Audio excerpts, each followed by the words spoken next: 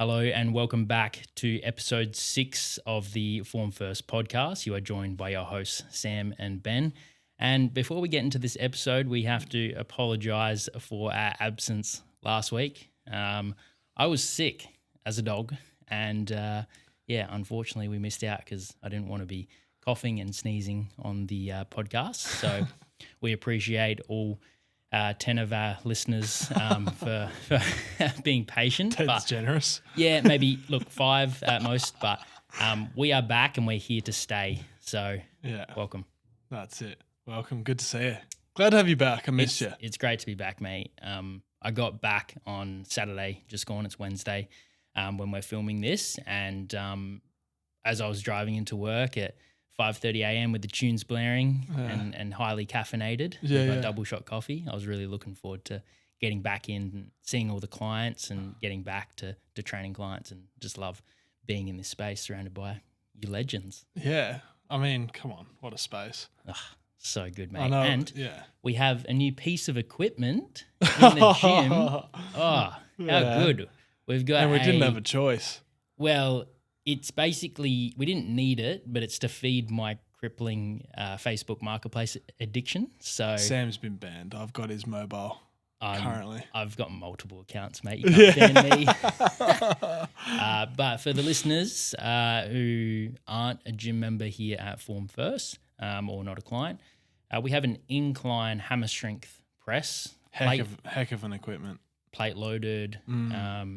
It was in a private PT studio as well. So it has come to a good home and we will absolutely look after it. We're loving it. You just put it in my program too.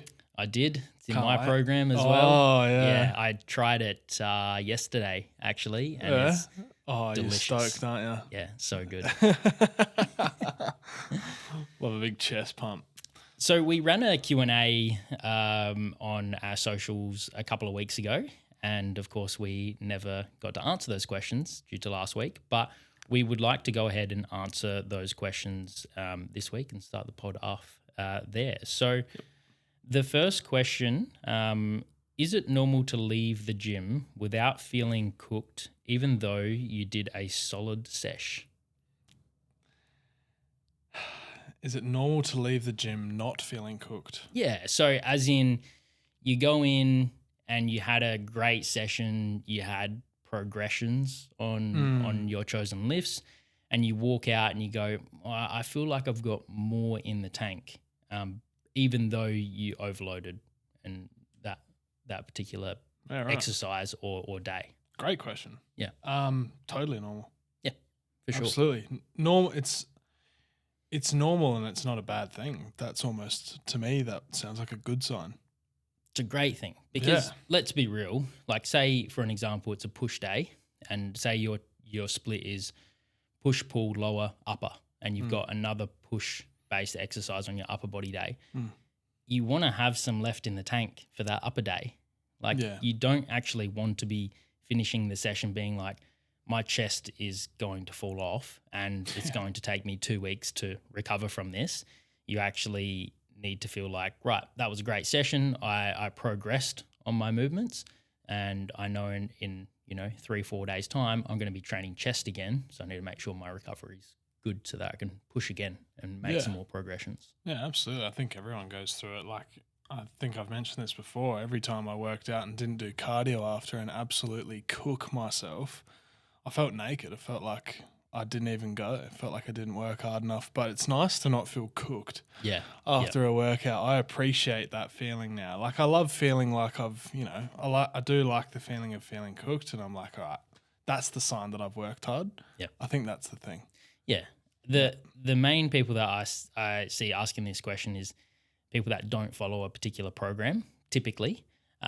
Because they go in and they smash themselves on, every chest exercise or leg exercise until they can't walk or they can't pick up their protein shaker. And they rate that as the success of their workout, not the fact that they progressed or lifted heavier. So they're just doing more junk volume to make themselves feel tired and feel sore the next day. Yeah, while disregarding the overload aspect. Yeah, and I think there's a lot of factors to it, right? Like you get a good sleep and you work out in the morning, you're probably less likely to feel cooked. Yeah. Or let's say get a good sleep, you work during the day and you have to do some extracurricular stuff or whatever it might be. You work out at the end of the day, you work out, you cooked, same workout, same weights. So there's a lot of factors to it, like that you have to be aware of. And it's impossible to track everything that would be affecting how you feel after a workout. Yeah. There's so many different things. So yeah, it's totally normal. Yeah. Yeah. Absolutely. So I think the main things are, did you progress? It doesn't have to be on every exercise, but did you progress on, a movement or at least maintain your movements? Did you train at a close proximity to failure? Yep. Was your form good? Yep. If yes to all those three, then that's how you should rate fine. your workout. Yep. Yep. That's Great fine. point. Cool. Another question we got here is, what are 3 things advanced lifters may need to be reminded of? You're advanced, mate. Kick us off. I'm advanced, am I? Oh, I mean, in lifting and in other things. Yeah. Only been training for what, 12 years now? I guess so. Yeah. This is speaking from experience as well. But I think being an advanced lifter and going through the motions of lifting over many, many years, you do start to neglect your warm up and cool down process. When I first started lifting, that was something that I was, very hot onto. Doing my rotator cuff movements, my foam rolling, banded warm ups, whatever it might be. And as time has gone on and I've become a more advanced lifter and, in business and life, things get, I don't have enough time to prioritize these tasks anymore. But that being said, if I don't prioritize them, I get injured. Yeah. Right. So that's something that I see probably a pattern of, and it's something that I preach with my clients and something that I have to preach as a coach as well. Yeah, and from a physiological standpoint, your neural system doesn't care if you're 12 years down the track. It doesn't care that you're strong and all that type of stuff. If it's not ready to go and your muscles aren't ready to go, it does not matter. You can be day 1, you can be day 1,500 of training. Without that proper stuff, proper warm up, warm down, you hurt yourself. Yeah. Like, it happens to everybody. Big So time. great point. Another one. So you actually mentioned it at the start when you were saying going through the motions. Advanced lifters getting to that stage where it's sort of a day after day grind. They're not changing things up. They're maybe not progressing, and it's just like becoming more of a chore, more of an upkeep rather than I'm keen to I've switched up my workout. I'm keen to try out some new exercises like we've done with the incline machine. We've changed, for instance, I wouldn't say I'm advanced, but we've changed my incline dumbbell press to that. And I don't particularly enjoy incline dumbbell press because it's a difficult movement. There's a lot of external factors, and we've changed it to a machine which helps me keep form every single time. I already do a flat bench dumbbell press. So just things like that. I think that anyone advanced in anything who's in that, I was saying to you before, the unconscious competence sort of phase where they're just they're doing it because not even thinking about it. Yeah. You know what I mean? So I feel like everyone gets to that stage where they just go through the motions a bit. So I think you were saying earlier, before we were speaking, was the reevaluating, your workouts and reevaluating what your goals are. Yeah. And things like that. Yeah. Well, that's a whole separate topic, isn't it? Reevaluating your goals. And that's probably the third point that I would bring up is because you're an advanced lifter and, say you've been training for 5, 10, 15 years, you probably achieved your said goal that you first set out to achieve. So going back to the drawing board and going okay, let's, revisit what are my goals? Because if you've achieved your goals, that can sometimes be the worst thing for you to do because then you're in no man's land. So going back to the drawing board, reevaluating your goals, setting new goals, that can be a great task. Yeah, absolutely. And it just gets to, like you said, they hit their goal and they haven't reevaluated goals and they're just like maintaining. Yeah. And it's just like you fucking sweeping the floors every day. Yeah. You know what I mean? Yeah. So, yeah, I think that's a good one. And, appreciating where you've come. Yep. That whole time. Like, for instance, again, you showed me a photo of myself in me Dax from a while ago. And then compared it side by side with a photo in my Chili Willies, my fluoro yellow budgie smugglers that I sent you the other day. And, you know, I have become slightly lost in the sauce recently because, like many people, I only compare myself to 4 weeks ago and not to 4 years ago. Yeah. And the difference, like for me, I was really happy with myself, but I was, other people wanted to see her. I was showing other people and they were like, holy shit. Like I'm by no means shredded or at the point I want to be at, but I've come a very long way. So really go back 10 fucking years. You know what I mean? It doesn't matter. Sam didn't start out jacked. He started out string bean. Yeah. You know what I mean? As, a lot of us did, but yeah, go back and appreciate how far you've come. Yeah, acknowledge the journey. Like a classic saying is proud but never satisfied. Christian Guzman. Thanks, like Christian. it's great because it acknowledges how far you've come, but it cements the fact that you're not quite satisfied where you want to be, and we're never going to be where we want to be. Let's be real. Like that's just how we are as humans. We're always going to want more and more. Yep. And that's what strives us for. We're greedy. Exactly. Greedy for the goals, baby. Yeah. Big time. On the other side of the coin, we've got another question saying 3 pieces of advice for those starting out in the gym. So for newbies. Yeah. Yeah. So this is quite different to those that have been lifting for quite a while.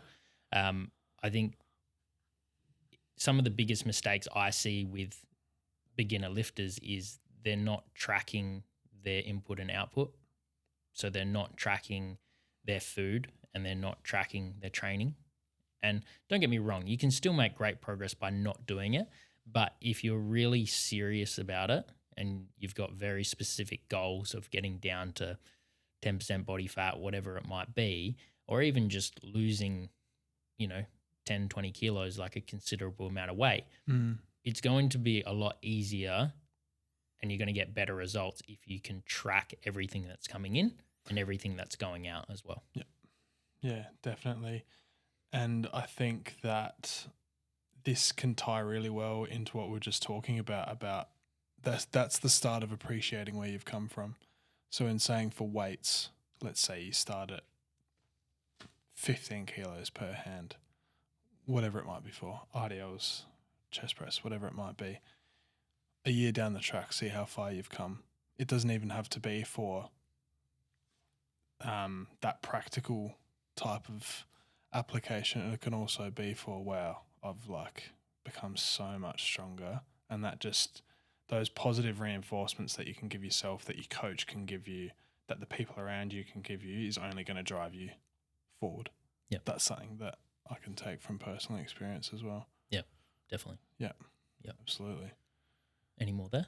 Yeah, I think if I could go back to the very start, the one thing I wish I did at the start was just it's difficult. It's just trusting the process. Yep. Just sticking to it. Because at the start you want to see overnight shit. Yep. Guys, it's not going to happen. It just isn't. So yeah, trust the process. I don't think I need to elaborate much on that. It's just sticking to it, being consistent with anything that you do, but with gym related stuff, you just got to trust that you're putting in the hard work, you're doing it right. Don't take shortcuts. Yeah. Because that doesn't satisfy you as much when you're taking shortcuts. You don't feel that sense of accomplishment. Yeah, big time. Yeah. Yeah, something that I'm quite transparent with my clients when I go through consultation calls is you're not going to build your dream body in 8 weeks, Yep. right? And you're probably not going to build your dream body in 16 weeks even. Yep. That's a really good start, and it's probably going to build like a really good foundation for you to continue on after that. But it's unrealistic for people to get amazing results in just a short period of time. 2 months. It's what you do over the long term that really matters. Yeah. And I'm talking from experience here, like I said, training for 12 years. It's only now that I'm like looking back being like, I'm actually pretty happy with my physique. Yeah. Yeah. Yeah. So that's a long time. Same as you, that photo I believe was maybe 5 years in comparison. Something like that. And looking back, you'll go like, oh wow, like only now you can see just how much change there's been. Oh, mad. Same again when we started working together. You saw great progress in the first 8 weeks. Yep. Still weren't where you wanted to be. No. Yeah. So it's all about trusting the process. What you want to achieve probably takes longer than what you think.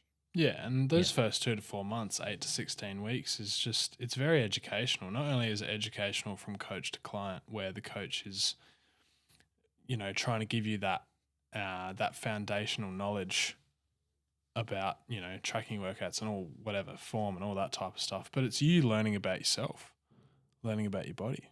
Yeah. What works for you, what doesn't, and you'll get progress along the way. I think those real, then it takes you between that, the 6 to 12 month mark is where everything starts to really click together if you're really committed to it. And then that's when you start to see that serious progress, what you're looking for. Yeah. From day 1 to day 365, if you're really at it and you trust the process, go back to that first photo, you'll see it. Yeah.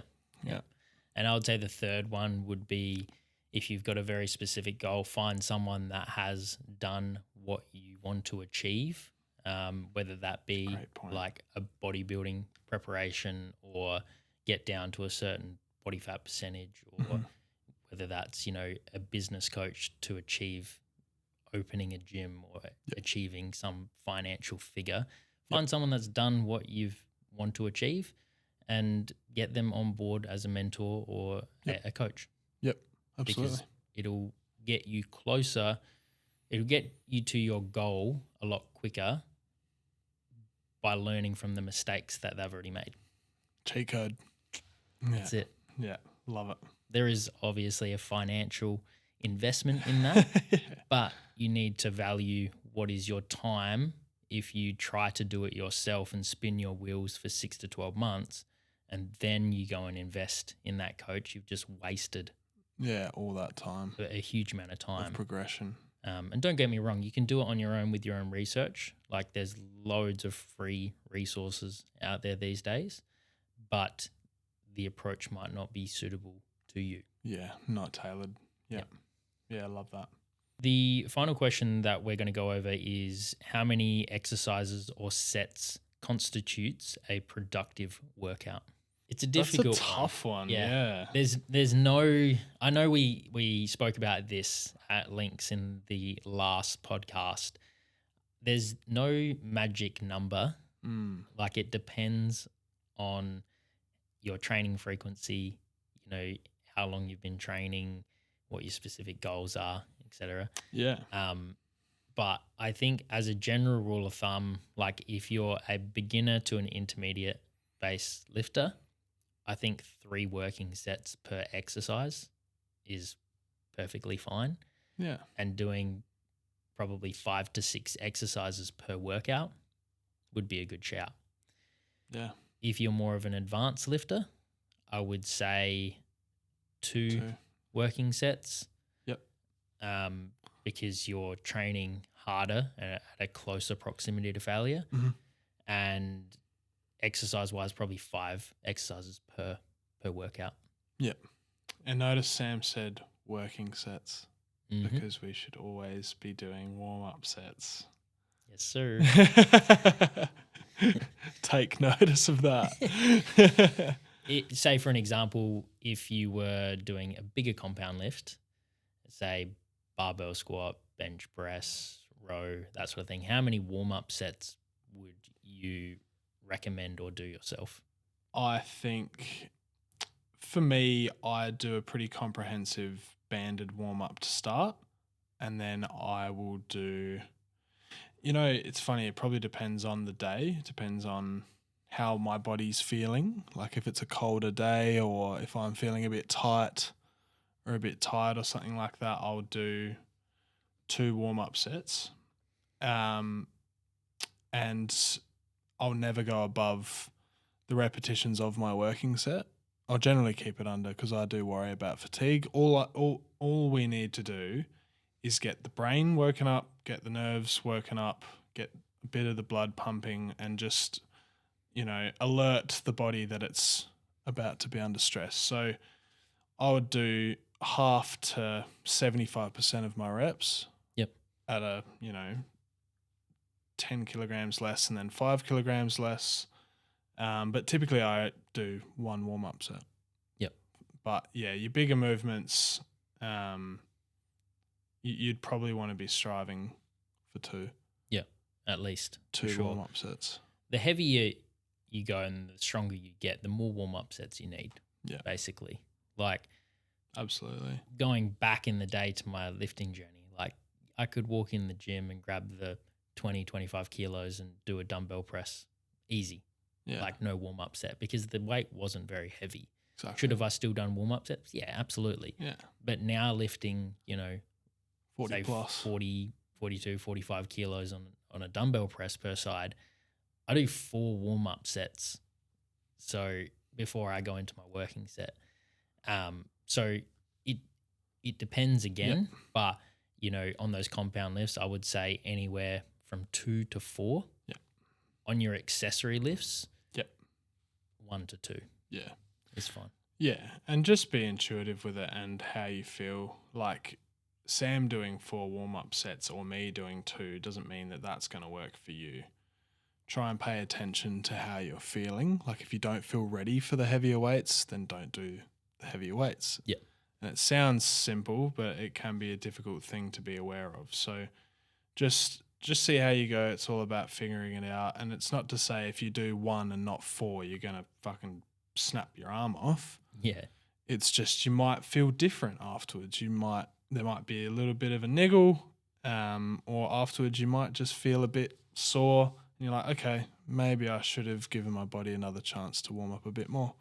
So it's just part of that process, that learning process. Yeah, definitely. Well said, mate. Yes, sir.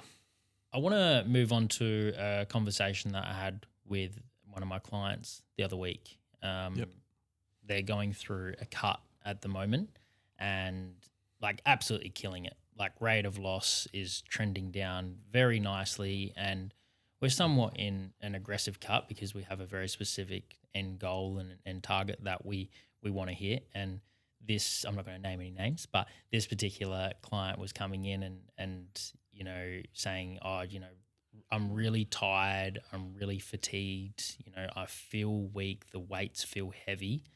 And I went, stop, let's stop right there. Okay, let's reframe your mindset here for a second. Yes, you're in a deficit.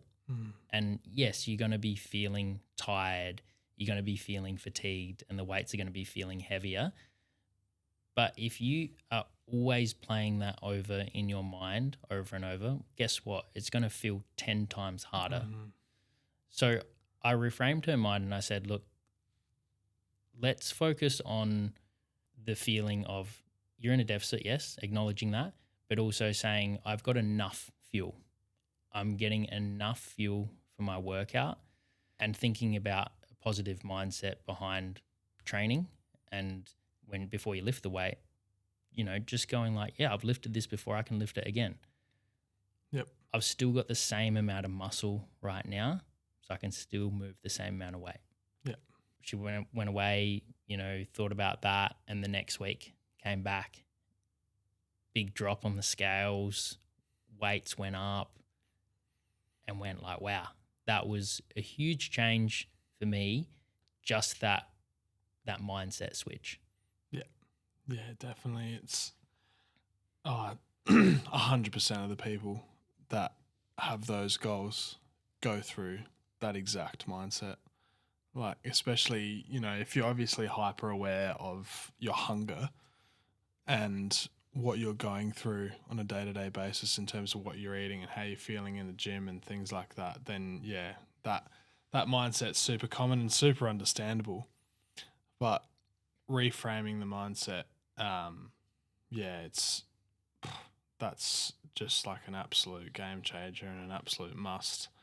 And another important thing about tracking what weights you've been lifting, to remind yourself that you can do it. You're eating the same amount of food as you were when you lifted that weight. Yeah. You can do it again. Yeah. And that's what I always say is like, you're in a deficit, yes, but you've still got the same amount of muscle. Yeah. So you should be able to lift the same amount of weight. Yes, food, calories is energy, and that will contribute to not having as much energy in the tank. Yep.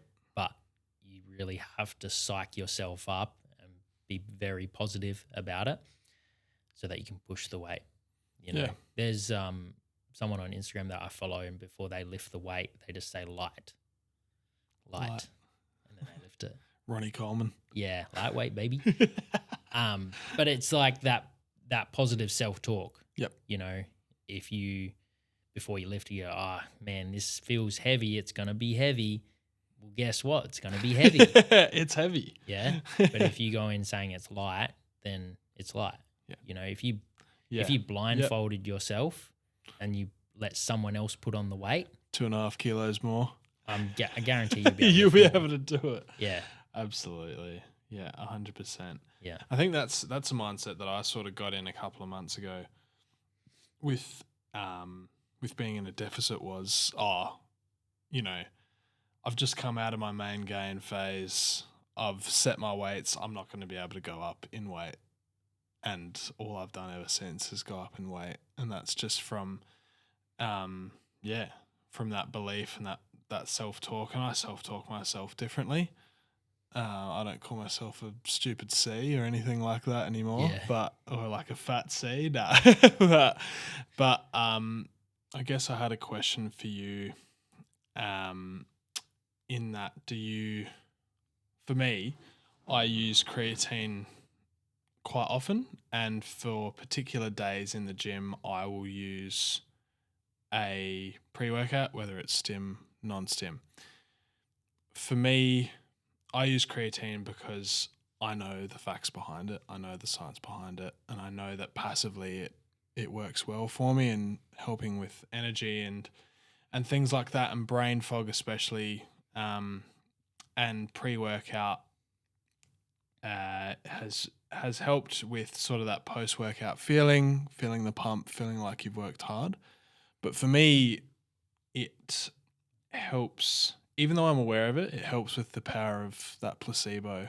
Yeah. Like that little 1%er that'll help me feel ready for a workout when I'm in a cut. Because I'm currently in a cut, relatively aggressive, and, right in the middle of it. So I'm feeling the effects. There is hunger.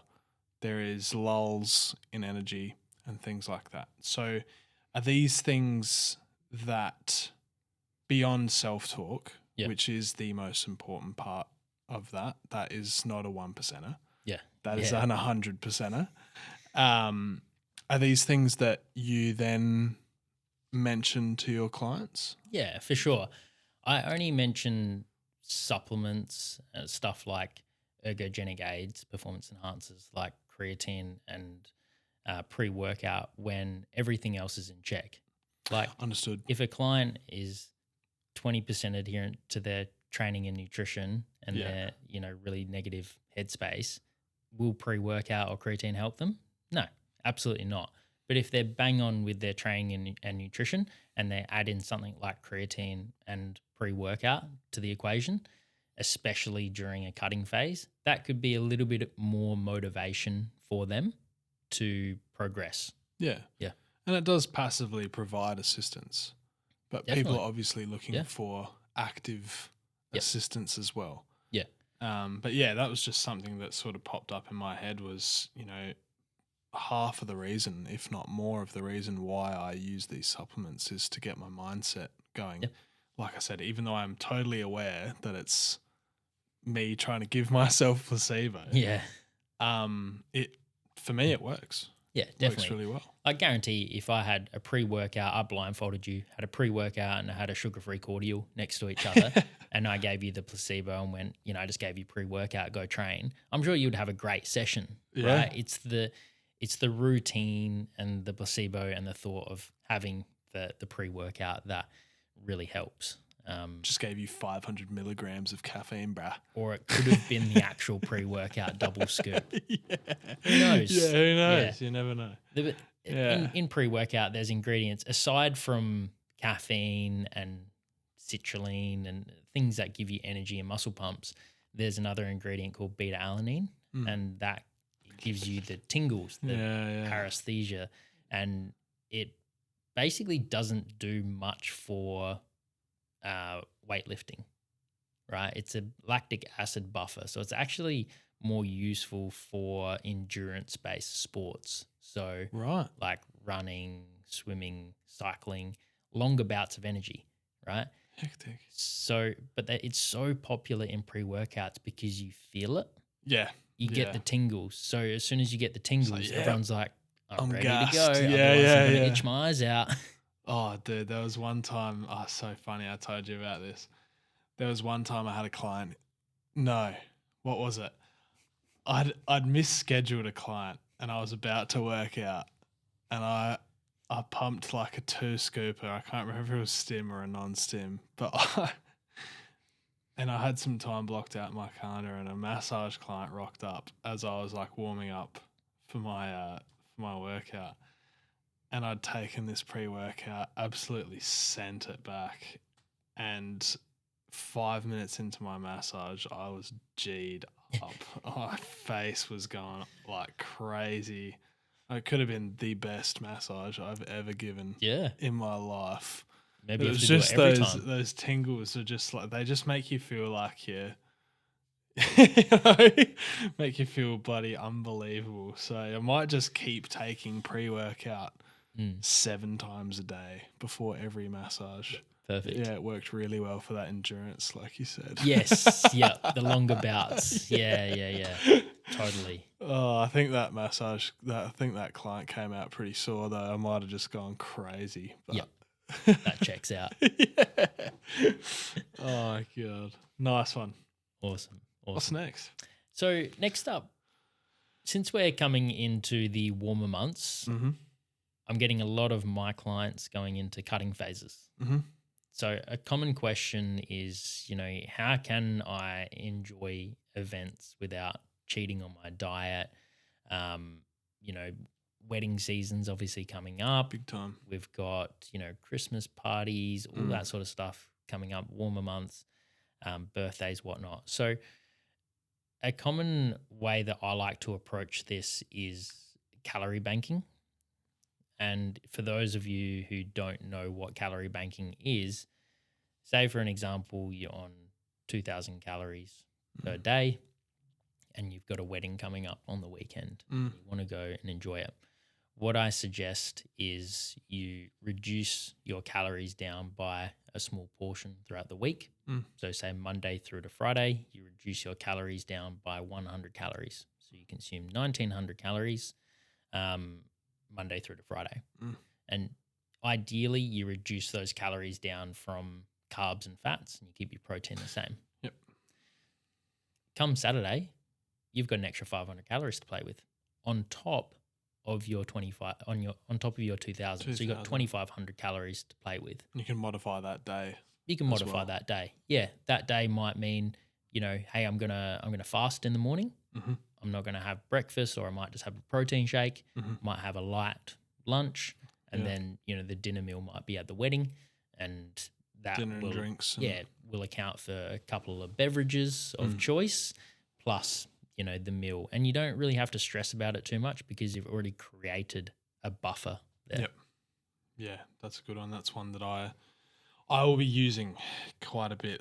Like you said, I've got some weddings coming up later this year, start of next year, and some other events that involve alcohol And I do love a sip or two or 20 of beer amongst other drinks. So yeah, definitely a really handy tool that I will be utilizing not only myself but for my future clients when I really get into the nitty gritty of PT. So it's a really handy dandy one that you've got there, mate. Yeah, definitely. And it's important not to do this on a regular basis too. Like, I think there can become like a really negative mindset around nutrition and doing it too often.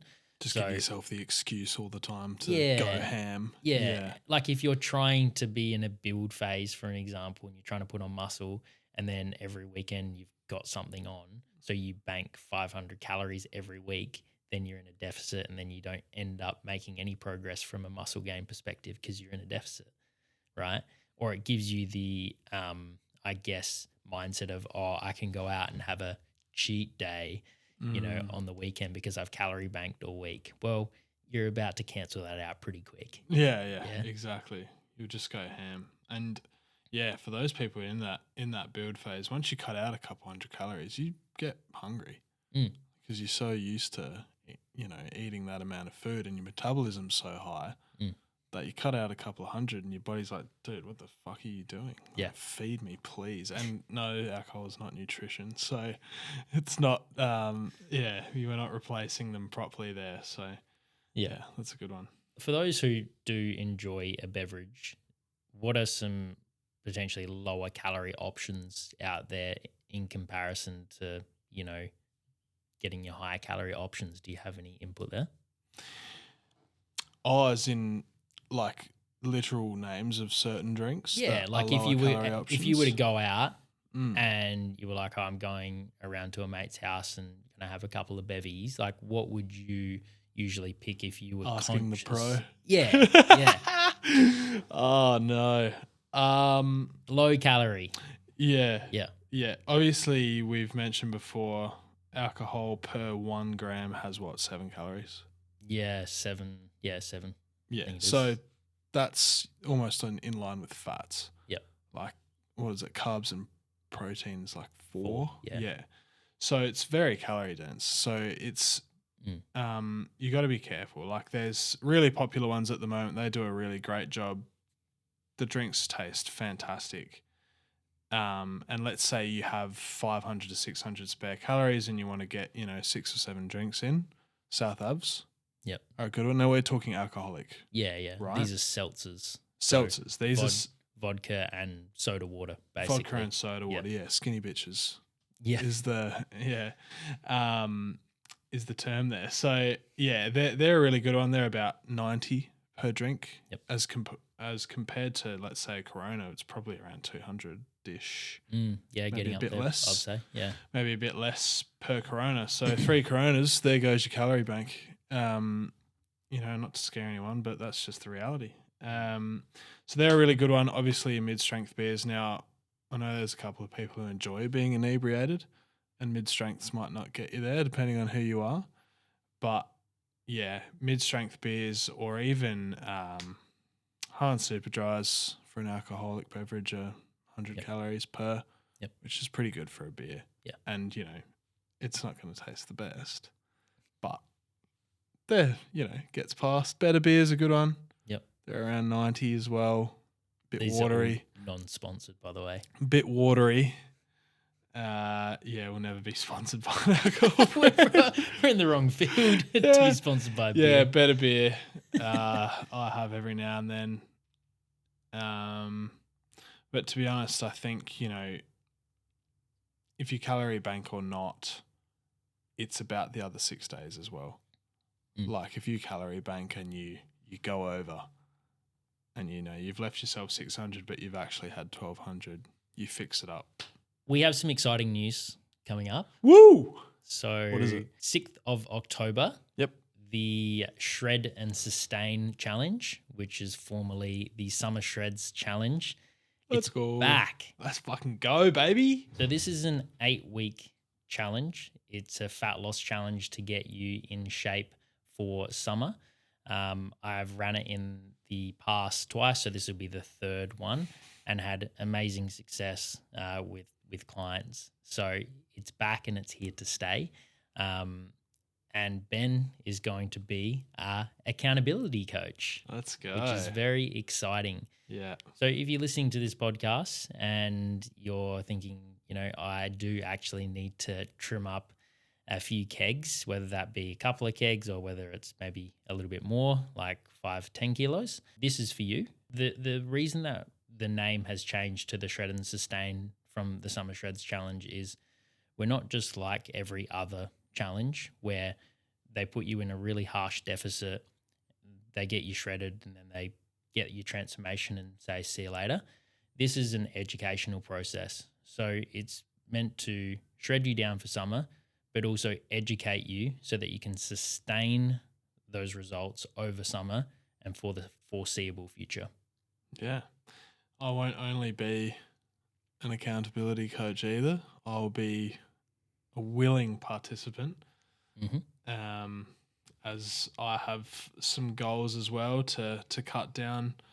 So it'd be really fun to go along that journey with the people in it, keep myself accountable and help people along the way, and a great introduction to coaching for me. So definitely appreciate you taking me on board. Don't thank me yet, mate. Yeah, You're gonna have your hands full. Yeah, wow. I can't wait. I actually cannot wait. This will be really cool to see people's progressions and get to know a lot of your clients, and for them to get to know me, and should be great. Yeah, Really we've already got around 5 people signed up so far.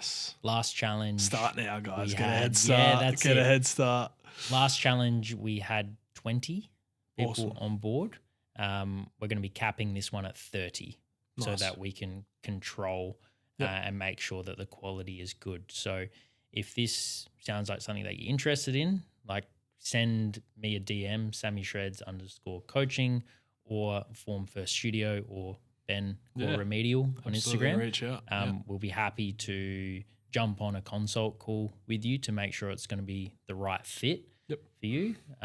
But everything's all completely custom coaching. So, 8 weekly periodized training program, you get a meal plan, macros, check-ins, educational videos, private Facebook group. So you get the entire works. Shredder, what can they win? Because I don't even know. Well, you can win over $3,000 in prizes, which is ongoing coaching.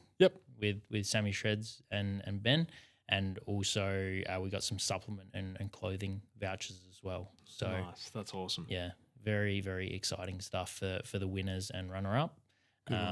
So yeah, stay tuned for more details on socials for it as well. Huge. Keen as a bean, brother. That's going to be so fun. I'm going to be jumping in too. Oh, yeah? Yeah, I'm going to do it. Time to shred. Yeah. Thick boy no more. Yeah, I've decided. I'm like, well, I'm really happy with how my physique's looked, and I haven't actually done a cut in, God, I think it's just over 3 years. Like, I'm happy with how I look. Like, I'm relatively lean, but I want to do a bit of a tidy up phase. Yeah. And I think most importantly, it'll be good for me to be on the ground level with clients going through the cutting phase. Totally agree. Feeling the cut, knowing how they feel, as well, because you can sort of lose touch as a coach, and if you haven't cut in a little while, you forget how it feels to be hungry sometimes. Yeah, helps you have empathy. For sure. Yep. Yeah, absolutely. I think when I've coached soccer before, I used to jump in to training sessions. I used to do some of the cardio with the kids. I used to do some of the soccer stuff, and it helps them respect you as well and trust you. So I think it'd be good for us to jump in and be like, now we can't win it either. What do you mean? I write the terms and conditions. All right, Sam. Yeah, $3,000 from your pocket goes right back to you. Fantastic, you dickhead. No. Just to confirm, that's not how it works. It's I can't win it. You can't win it either. No, exactly. No. No. Fantastic. Good one. That should be really good. Shred and sustain. Shred and sustain Love is it. coming. Summer's not all year round, guys. We're going to be looking good. So 6th of October till the 30th of November. Nice so one. 8 weeks. And if you're it's inevitable. There's going to be plenty of people that go like, oh, I really want to do this, but I've got a couple of weddings and events coming up. Just do it. Like, Mate, it's wedding season. Like, don't put it off, because you're going to be exactly like everyone else that gets to January and be like, I'm just going to do it myself. And then you don't. And then you're in the same spot this time next year going like, oh, I probably should have joined up to that challenge. exactly. Let's just do it, guys. You're going to get Bite the bullet. You're going to get to the 30th of November, not have participated and been like, I could have done that. Yeah, exactly. You don't want to miss out on, seeing all the success as well. Like, last year's winner, or previous year's winner, Stuart Nags, 12.2 kilos lost, God, 8 weeks. That's unbelievable. Previous winner to that Christian, he dropped 8.8 kilos. Like, crazy. These 8 guys weeks, yeah, just got absolutely shredded in that time. Just went for it. Yeah. And this is for male, female, any age, any experience level, doesn't matter. This will be for you. Let's do it. Cool. All right, guys, thanks for tuning in to episode 6 of the Form First podcast. We are back and here to stay, but we look forward to seeing you on the next episode. Love yous. Love you. Bye.